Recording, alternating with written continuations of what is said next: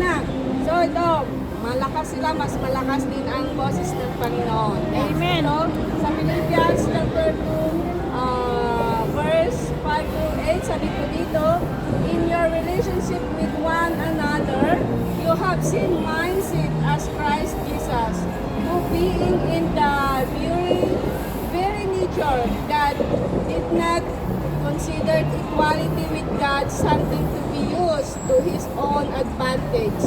O sabi po dito mga kapatids, napakaliwanag sabi ng Philippians, in your relationship with one another, have the same mindsets as Christ Jesus. Ibig sabihin, kaya tayo dapat pagka sinabing leadership kasi, dapat meron tayong Christ mindset. Ano ba yung mga katangian ng Christ mindset? Yung kung ano po yung ano is take your time na lang kasi para hindi na tayo humaba. Being in one very nature, God did not consider equally. Ibig sabihin, did not consider equally with God something to be used to His own advantage. So titignan nyo dito, ang sinabi dito, kahit pa siya ang anak ng Panginoon, pero sabi nga po sa John, the word is began, is the, kumbaga, iisa ang God at ang anak. So ibig sabihin dito, bumaba siya, nagkatawang tao, para mag-perform as a human being, para maranasan din niya yung nararanasan dati. Sabi nga dito, equally with God, something to be used to His own advantage. Ibig sabihin, kahit makapangyarihan ang Panginoon na naging anak, pero hindi niya ito misuse yung kanyang pansarili. Kagaya nakikita natin, this is example, hindi na tayo magpaligoy-ligoy, si Pastor Elsie po. One thing na sabi ko nga po in my mind, nung nauna ko po siyang nakita, habang po siya ay talagang nagtuturo is, pag nalalaman mo talaga or nagbabasa po tayo talaga ng Bible, malalaman po natin, whether you like it or not, malalaman po natin yung mga false teaching. Bakit? Kasi unang-una, paano sila makisama sa mga strangers. Kagaya ko, isa akong strangers, but in that day, August 5 yun, hindi ko makalimutan. But that time na ang Panginoon ay kumikilos sa bawat isa sa atin, hindi lang po kami, hindi lang po tayo, but all of us na nandirito now. Why nandito tayo? For God's glory alone. No one can boast. Only one God has a perfect model. Walang congregation na si ganito, si Camilo J o ako J. Ang pakay ng salita ng Panginoon ay salvation. Sabi nga sa John 3:16, for God so loved the world who gave us the only begotten Son.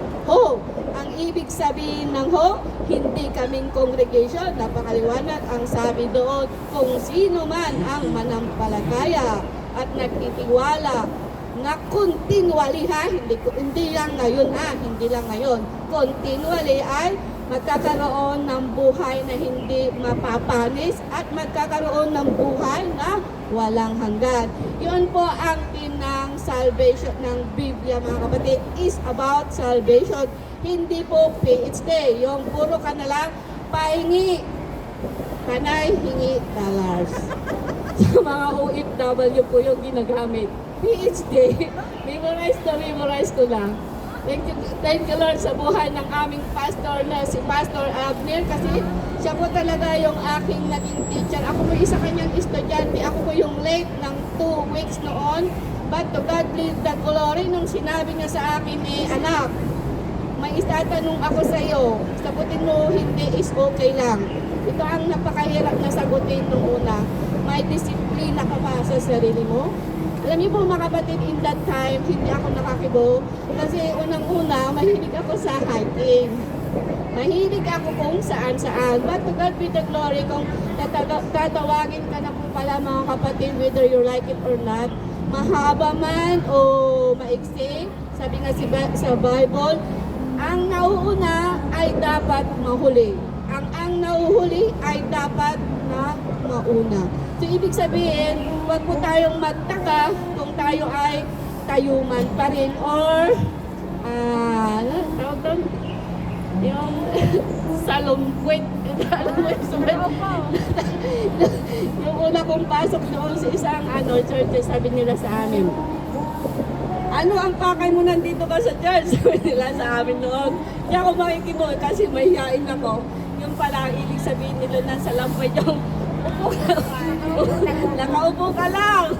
Pagkatapos ng simba, uwi, upo na naman. Yung ganun po. But, to God be the glory, in short na lang po mga kapatid, noong 2012, August 1 yun. Yun po yung aking first Sunday. One month din po ako, walang walang day off. Kasi dumating ako dito sa Hong Kong, June 12, 2000, June 27, June 27, 2012. So, ilan na yun? Mga 1 decades na rin. So, alam niyo po, nung pagpasok ko po sa isang simbahan, hindi ko po noon nakalain na yung first time ko, alam niyo, pagpasok mo sa simbahan noon, alam niyo, naranasan niyo ba yung balahibo mo tumayo? Ay, welcoming na pala yun hanggang sa, alam niyo po, ito, kasi kanina hindi ako nag-testimony, ito na yun.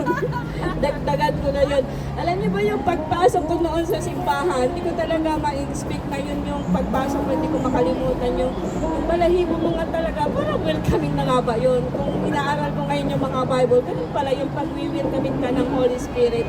Hanggang sa time na, siyempre, nandun na ako, kagaya din niyo ako, huwag yung akalain ako'y may pera. Nung ako'y bagong dito lang po sa Hong Kong, alam niyo po, buon din po ako sa utang.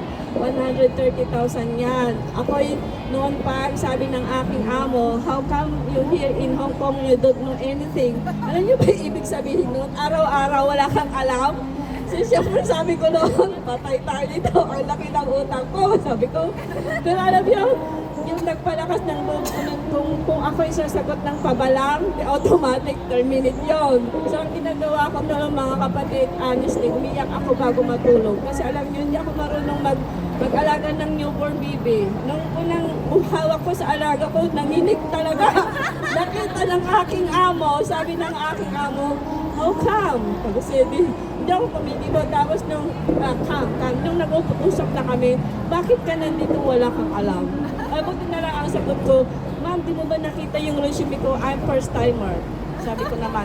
So, yung that time, araw-araw pa rin niya akong pinapagalitan, walang day off isang buwan. Alam niyo, ang hirap po yun. Alam niyo po yung nararanasan yung stress.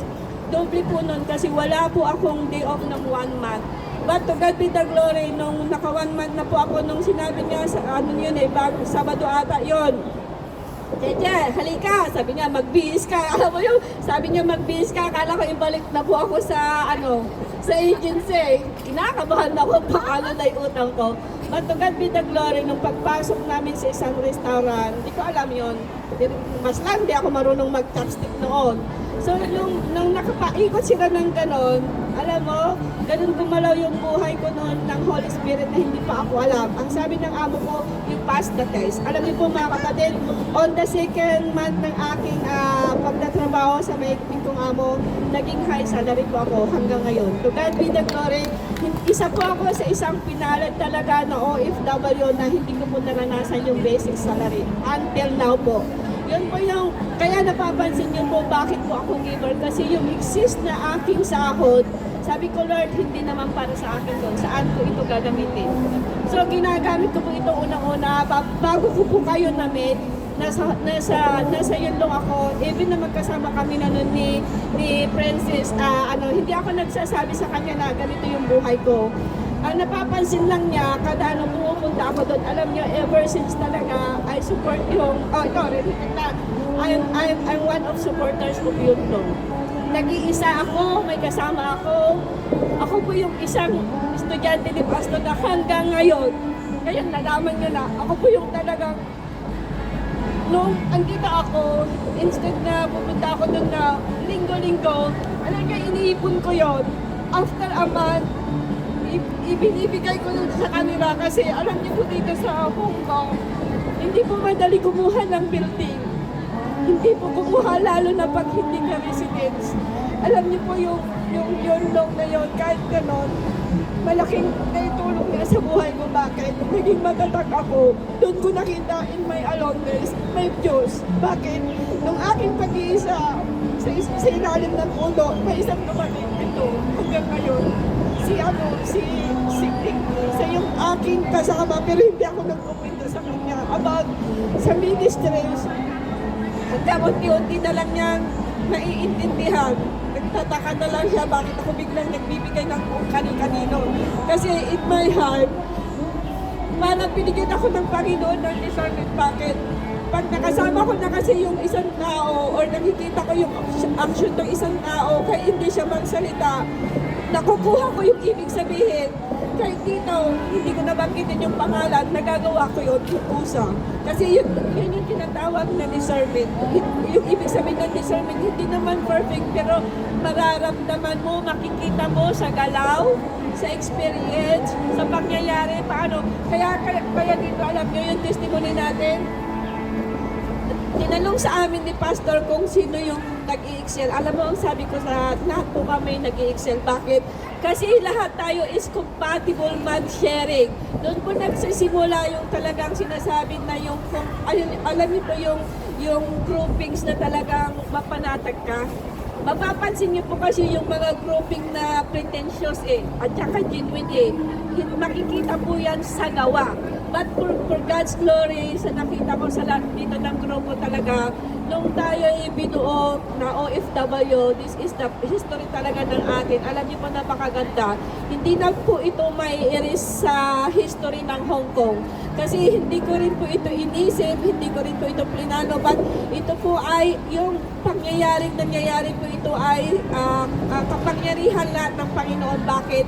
Kasi halos lahat tayo binigyan ng Panginoon ng humbleness. Alam niyo po yung ibig sabihin ng humbleness is wag ka na lang kumibo. Ang ibig sabihin po yung humbleness is yung itinatama yung mali. Yung nag-aaral pa unti-unti. Kasi ang pag-aaral ko ng Bible, hindi po talaga yung one click lang. Ako po talaga, dekada na, bago po ako nakakapagsalita ng ganito. Dati rin po ako ay, ganun. But to God be the glory, pag gagamitin ka po, bibigyan ka pa ng Panginoon ng katatagan ng puso. Una-una rin po talagang na-experience yung financially. Hindi kanya pababayahang mawala. Alam niyo po, sa in weekdays, ito ang testimony ko in aking weekdays, isusumbong sa amo ko Pag nagluluto kasi ako ng kakanin, dinadagdagan ko na yan, imbis na breakfast ko, dinadagdagan ko yan, hindi ko pinipicture yan. Kasi baka pinagpinicturean ko yan, ebidensya yan. Alam nyo, nagmarakit ako ng Monday to Friday ng, alam nyo na, sa school. Sabi, gilabat ang mura. Oo, para lang, pagdagdag ko alawas ko. Doon po gumagawa ng Panginoon, yun po yung tinatawag na wisdom. Ibig sabihin po ng wisdom is from the Lord. Kasi hindi po matawag na wisdom from the Lord pagka maku-maku po, yung kunwari, may naloko ka. Hindi po yung wisdom from the Lord. Wisdom yung, alam mo yung W is T-A, basura. Yung wisdom, the word, yung W-E is T-E, and then dam, wisdom. But wisdom from the Lord, yung W-I is T-O-A, from God, yun po yung talagang kabutihan. Kaya po, magtitignan niyo po, mag-ingat po tayo kung tayo ay may wisdom. Dalawang klase po ng wisdom, sa pangbasura o kay the Lord. So, yun na nga po. Sige, tuloy ko na. Kasi napahaba na rin yung aking testimony. Yan. Introduction ng Biblical Leadership. Ito po ang sabi ko, Biblical Leadership focus on Christ-centered, servant-oriented. Ayan, yun. Para na rin akong nag-oriented, di ba? Principles emphasize humility, integrity, love, leading example. Parang yung na-testimony ko na, ito na eh. Contrasting worldly power with God's call to serve, steward His people with key figure like Jesus, Nehemiah, David. Modeling a heart for a God and His followers. Key themes include submitting to God's authority, developing inner character, investing in others' growth, and courageously speaking truth in love to glorify God, not self. O, di ba? Ito yung lagi kong natatandaan pag nagsasalita si Sister Flor. Yung ano siya, yung truth, love, at saka yung humbleness, yon, faith. Yun, kasi ang pinaka sentence ng Bible talaga kung titingnan natin about yung act is loving, is love, mapagmahal ka ba? Sabi nga doon, ang pinakamataas talaga na itinuturo ng Panginoon ay ang love. Kasi kahit ginagawa po natin yung isang bagay na walang love, makikita nyo po yun, ngiwi-ngiwi. At saka hindi masarap pag nagluto ka. Yun po yung katotohanan. Yan po ang katotohanan. But pag nasa Panginoon po tayo, kahit ang simple lang po yung ayun, yung inihaw or yung sili lang ng may suka, masarap na, di po ba? Tsaka yung nilagang maalat na itlog, kamates, ay masaya na ang day off. So, ito, core principles of biblical leadership. Unang-una po, servant leadership. True greatness comes from serving others. Yan. As Jesus demonstrated by washing feet in Matthew 26, chapter 20, 26 to 28. So dito, kung babasahin po natin yung Matthew, oo nga po, di ba sa sila, bago mag-last supper noon, kumuha ng isang basin si Jesus Christ, isa-isin niyang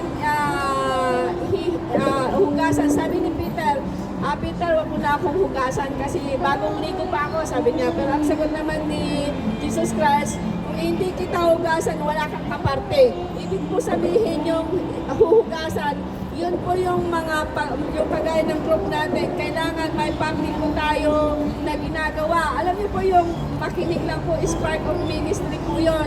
Yung pag-attend po ng ganitong fellowship is kind of na po yun, fellowship po na tinatawag sa pag-uti. Serving others. Alam niyo po yung napakahalaga yung serving others. Nakikita ko po ito ngayon sa individual Nung tayo magkaka-group, hindi ko masabing may nakaupo lang kasi nakikita ko po lahat is gumagawa. Yun po yung demonstrated by washing feet ng Jesus Christ. Hindi na po yung paghugas. Dito po kasi sa Matthew, sinabi dito, yung hinugasan niya talaga yung mga paanong 12 disciples ni Jesus Christ. But in our generations, it's not literally na ito gagawin natin. Yung i-comfort mo pala yung ating mga bagong kasama, yung may problema yung kasama natin, nakikinig at tumutulong tayo sa ating abot ng... Alam niyo po pala mga kapatid, ang pagtulong po ay dapat from the bottom of the heart, hindi po yung sa pilitan. Pag ang pagtulong po natin ay hindi nakakabigat sa isa, kasi ganito yung laki. Pag ang isang kapatiran ay may problema at isinalin niya sa'yo, isalin na yon, sino ang nabibigatan? Lahat tayo. Pero pag tayo ay sama-samang nakipag-cooperate, kagaya ng may mga ganito, kung si pastora lang ang magdala ng gitara, pagkain, lahat-lahat, alam niya, hindi po siya makakarating ng June 1, sigurado yan. Hanggang sintral na lang siya. Kaya to God be the glory, nagpapasalamat ako sa ating lahat dahil may kanya-kanya tayong mga dito, gawain for God's glory alone. At saka unang-una yung ating respect. Alam niyo po guys na ang regalo na hindi mahihigitan ng pera is respect others. Nakikita mo niyo po yung aking page, kaya yun yung aking page, hindi yung support my page. Ang sabi ko doon, respect others, the extravagant gift. Alam niyo po pag sinabing respect, kahit sino pa yung ating kausap, kahit ano pa yung kaibigan natin, hanggat hindi niya tayo sinasabing anong masasabi mo sa problema ko, wag mo tayong magsasuggest kasi hindi natin alam yung bawat isa. Kung ako titignan niyo po, kung ako yung siguro magsishare sa inyo ng problema, baka sabihin niyo kawawa ko, but to God be the glory, ang aking problema ay ipinapasa Diyos ko na lang dahil nga sabi na ng Panginoon, who believes in me ay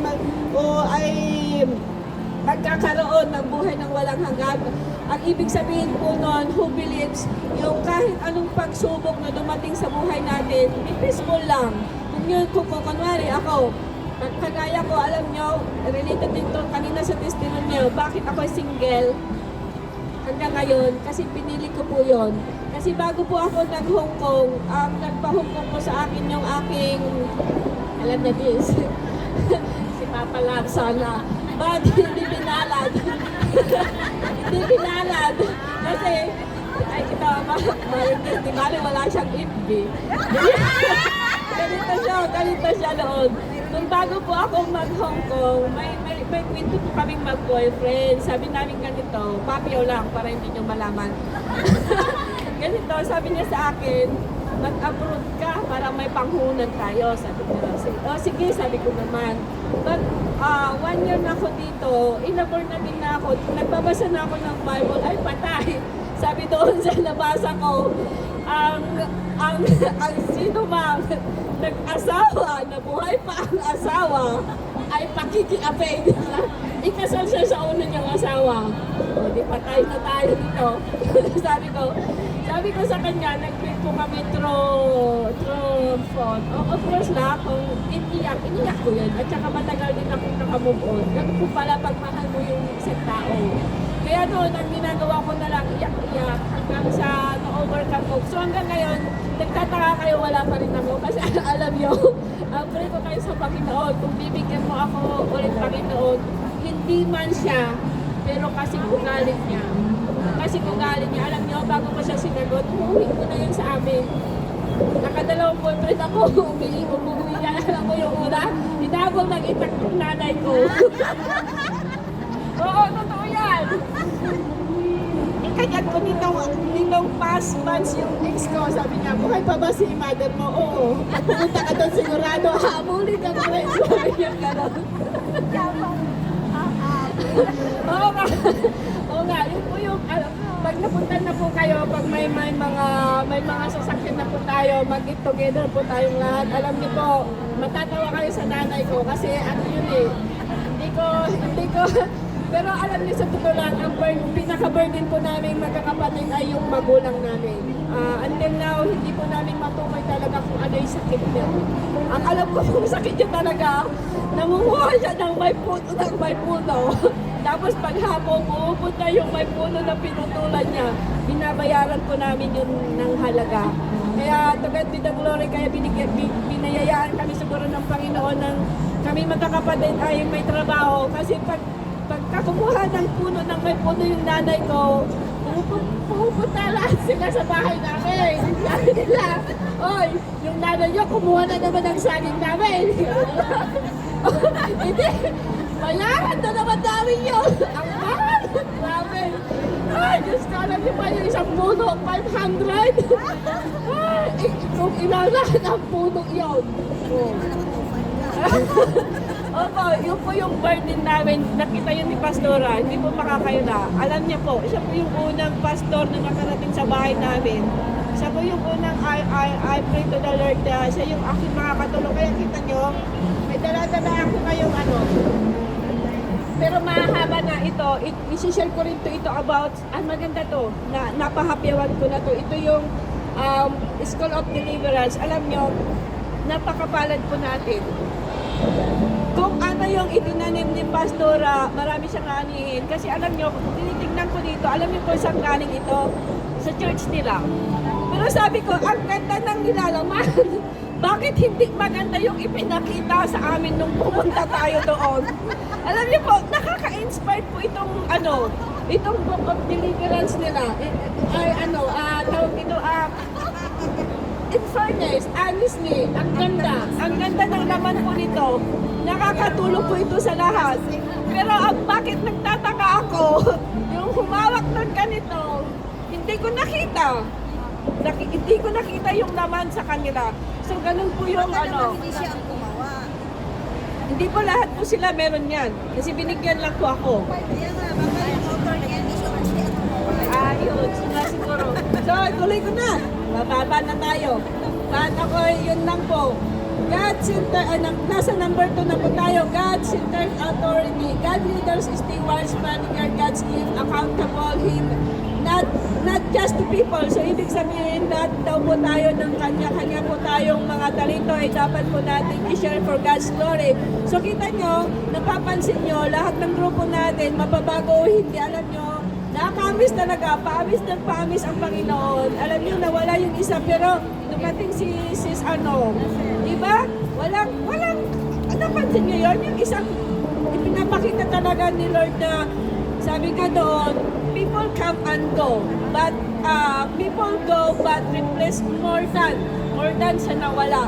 Nagkakatotoo yun dito sa ating ministeryo. Kaya ganun po, God gives accountable Him, not just people. So, ibig sabihin, binibigyan po tayo talaga ng maka-Diyos na mga kasama katulad natin. Yan.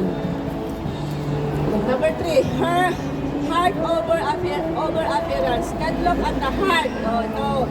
Ang Panginoon ay hindi tumitingin lamang sa puso. Kahit kita nyo ang name ko, pero hindi nyo mapagkawalang OFW ako, di ba? An inner character often choosing ordinary people for extraordinary tasks. Mababasa po siya sa 1 Samuel. Ano nyo na lang po kasi nandiyan naman po sa may chat group natin. Number 4, humility and integrity. Leaders must remain humble under God's lordship, acting with moral integrity, avoiding self-worship. O alam niyo po yung ibig sabihin ng humble under God's lordship, yung talagang mas nire-respeto niya yung, kita niyo si Pastor Abner, isa po siyang lordship. Bakit? Kung titingnan niyo siya, hindi niya kailangan pumunta dito sa park, but pumunta po siya. So yun po yung tinatawag na lordship, acting moral integrity, avoiding self-worship. So kung pumunta po siya dito at iminit tayong lahat at talagang binigyan pa tayo ng authority, itong leadership po hindi po ito basta-basta. Pag pumunta po tayo sa ibang congregation, magbayad ka muna bago ka makakakinig ng ganito. But to God be the glory kay Pastor mo is, pag hindi ka lang matuto is go. Yeah, number 5, love and grace. Ito po yung pinakamahalaga sa lahat. Leadership is rooted in love, forgiveness, and treating people as object and God's love. So dito, pag leadership ka daw, dapat rooted ka ng love and grace. Huwag yung apology.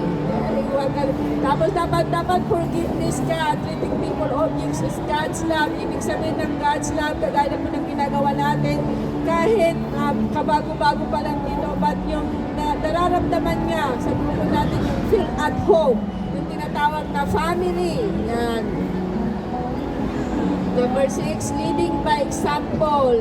Leaders must live out biblical principles themselves, demonstrating sacrifice and submissions. Ito po yung mababasa po siya sa Philippians chapter 2, 3 and 4. Pakibasa niyo na lang po sa inyong mga bahay-bahay pag wala po tayong ginagawa. Number 7, hanggang number 7 lang po at ako'y dapat po na courage and truth.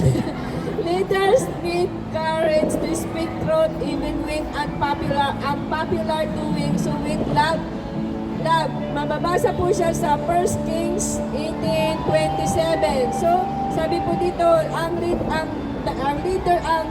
leadership dapat ay need courage to speak truth. Ibig sabihin, kahit takbuhan ka ng iyong mga kasama, as long as nagsasabi ka ng katotohanan, ay tatayo ka pa rin dahil if God's will, magkakaroon pati po tayo ng mga kasama. Sabi ko nga po, people come and go, kaya huwag po tayong masasaktan. But avoiding yung people come and go, tayo po ay mananakit. Mas maganda po yung tayo na lang yung masaktan kaysa po tayo mananakit.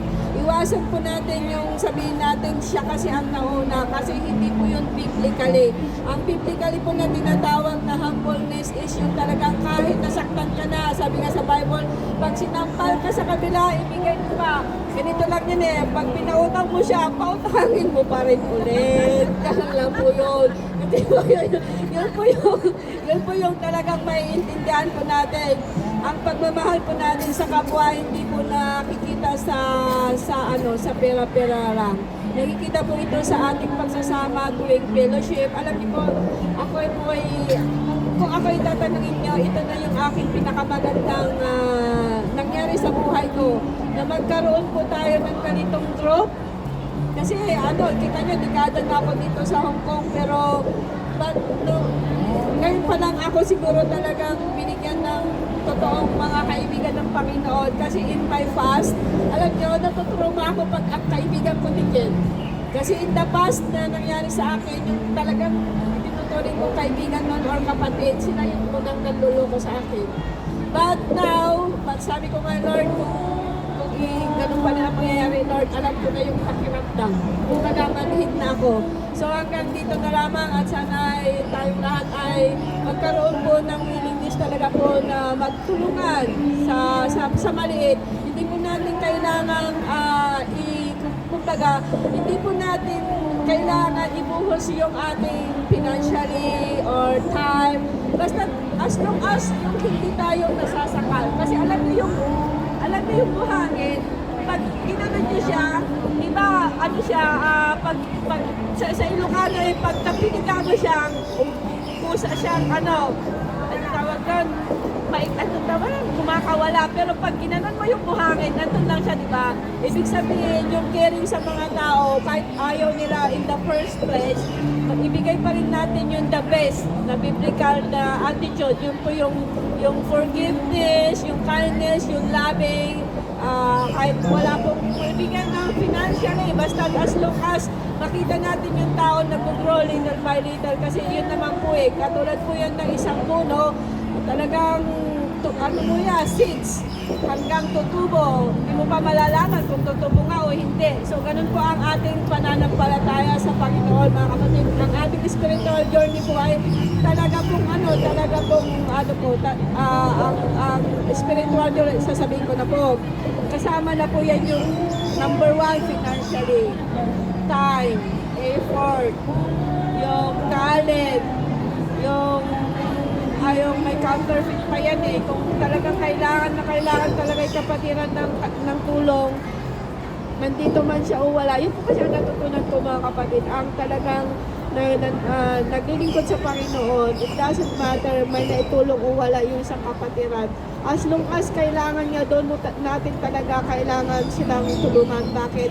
Why? Baka doon na mag-umpisa yung sinasabi niya, totoo nga palang, ang Diyos ay buhay sa mga taong katulad nila. Yun po, hanggang dito na lamang po, at baka kung sino man po yung may dadagdag yan, hari kayo. So, suplatin din naman itong mic ko.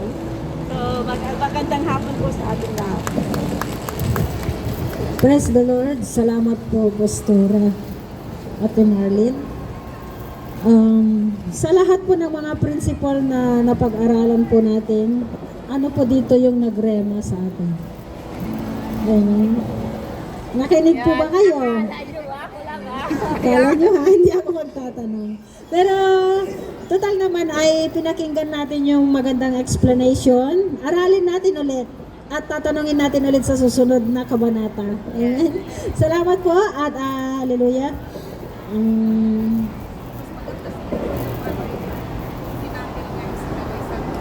Andito sa group po ate. Nandyan. Kaya nga tinanong ko saan po dyan. Ito po yung principal na sinabi niya. Hindi ka nagawasa. Amen. Hallelujah. So be ready next time. Meron po tayong assignment. Alin po dito yung nagrema po sa atin. Kung lahat po, kayang nating explain.